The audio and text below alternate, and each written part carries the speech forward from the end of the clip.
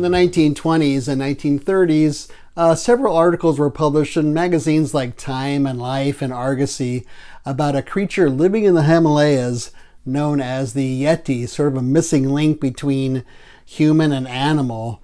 In the West, he's more commonly known as the abominable snowman.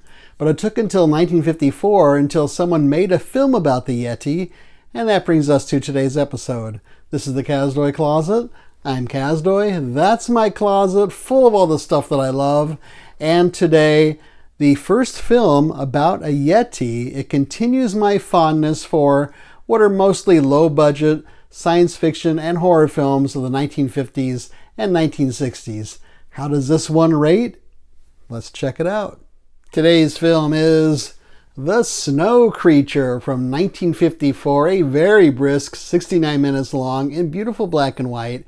It's about a botanical expedition in the Himalayas that stumbles across a Yeti, and they bring him back to the United States. So this film begins with a voiceover from the team leader, who's a botanist, and like many films of this type, that voiceover is forgotten by the end of the film. It just kind of stops. But as this doctor explains his trip, we see these very simple, kind of fake looking maps of the area, and we see stock footage of airplane taking off and landing. And the Himalayas themselves, it's actually Bronson Canyon area in Los Angeles, which was the site of many, many films. I mean, you've probably seen it in so many things like Invasion of the Body Snatchers, that cave. We have the cave in here also. The Searchers, the end where Natalie Wood and John Wayne are together. The Batman TV series, The Batcave, is part of Bronson Canyon area, and many other films. But the doctor in here, who's leading the exposition, he has an assistant who brings out a flask, and he's taking a couple of nips of alcohol during his trip. But then it turns out he brought along an entire case of scotch. So the Sherpas that are with them, they got to lug around all this stuff like tents and cooking equipment and a shortwave radio and everything else that's involved, along with this case of scotch. Why he brought that whole case, I don't know. I don't know how long it would take to go through 12 bottles of scotch, but I don't think they're going to be gone that long. So that was kind of weird. But the lead Sherpa, whose name is Subra, he takes control of the whole trip very quickly, and that's because a Yeti has stolen, quote, his woman.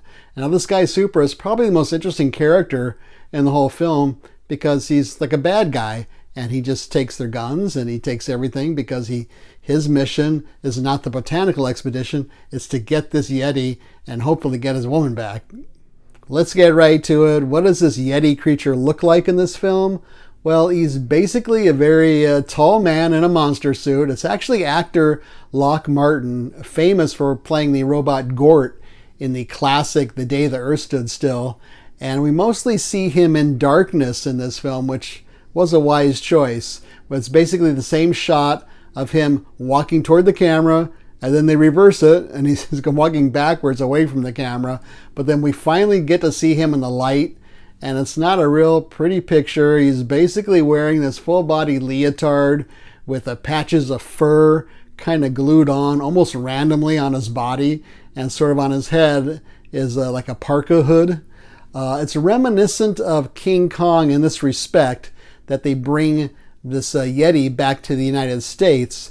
They also did that in the monster film Gorgo, which came much later. But they bring the Yeti back to the States, not for entertainment reasons this time, but to study him. And there's an interesting moment where customs officials have to step in because they got to figure out the Yeti's immigration status.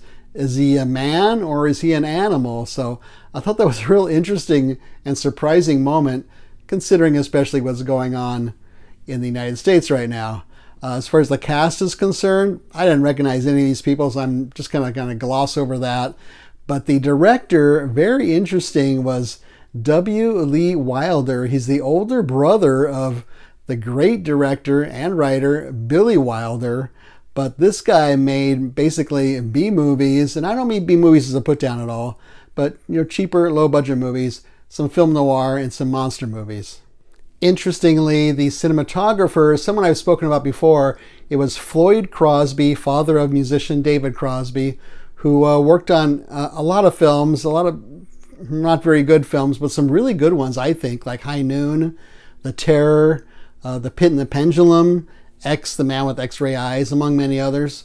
There's a big set piece at the end of the film shot in very dark storm drains in Los Angeles where they're chasing the creature, and it's really well done. It's almost like this is from another movie or something. It's so well shot with the shadows and the darkness and the composition. It even reminded me a little bit of The Third Man, believe it or not. So I'm going to give the snow creature 2.5 snowflakes out of 5. So kind of right in the middle of these types of films. It's a very fun film. And I want to give a shout out to loyal viewer and subscriber Michael for bringing this film to my attention. So thanks to you. What's on this disc? This is from Vinegar Syndrome. I still have mixed feelings about them, but it's a very nice slipcover. And it's one of their, which they kind of excel at, really. And it's heavier than most. It's kind of embossed. I don't know if you can tell or not, but some of it's embossed there. And how accurate is this poster? Well, as usual, not very accurate. They make him look huge in here, and the girl's very tiny. That's really not it. And it's kind of exaggerated, some of the stuff they say about it. He's terrorizing the city. That really doesn't happen that much.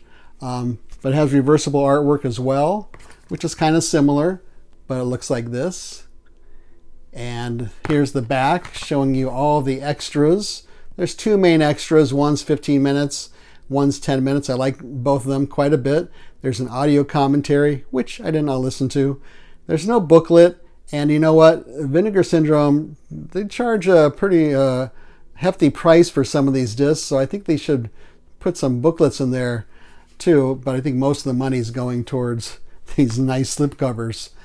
Picture quality is good. I had no problem with it. Pretty grainy, but no big deal. Where can you see the snow creature? It's on Tubi right now for free. You can rent it for $2 if you want to. And you might be able to find it at the usual vendors. They were running out and they came back in stock. And so FOMO once again stepped in. So I grabbed it before it went out of stock again. And so that's the snow creature. Feel free to leave a comment or suggestion down below. I do want to mention this one about the Abominable Snowman. This is a Hammer film. Much better film than the snow creature, even though I like them both, of course. Leave a thumbs up. Don't leave a thumbs down. Subscribe would be great. Share this with your friends and neighbors. Subscribing is free.